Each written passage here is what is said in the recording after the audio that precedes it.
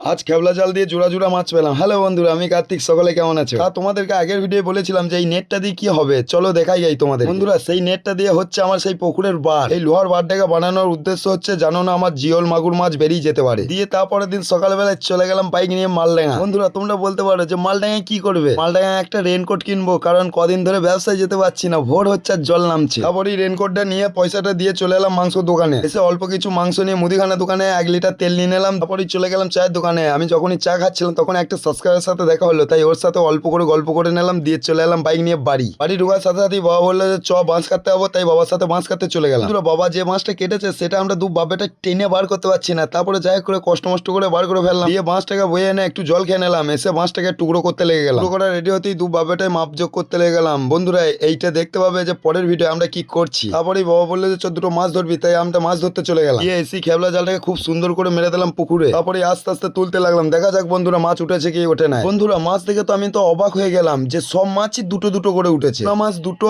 জিওল দুটো, কই দুটো। আমি বলেছিলাম যে সব জোড়া জোড়া মাছ। তারপরেই চান টান করে চলে এলাম, আর আমার গিন্নি ভাত বেড়ে দিল। বন্ধুরা, ওই মাছগুলো রাত্রির বেলা হবে, এখন মাংস আছে না, তাই এই বেলাটায় মাংস দিয়ে খেয়ে নি, আর রাত্রিবেলা মাছ দিয়ে খাবো। আর তোমাদের যদি ভিডিওটা ভালো লাগে তাহলে একটা লাইক করে দিও, আর আমার চ্যানেলটিকে সাবস্ক্রাইব করে দিও। দেখা হচ্ছে অন্য কোনো ভ্লগ নিয়ে। আজকেকার মতো টাটা, বাই।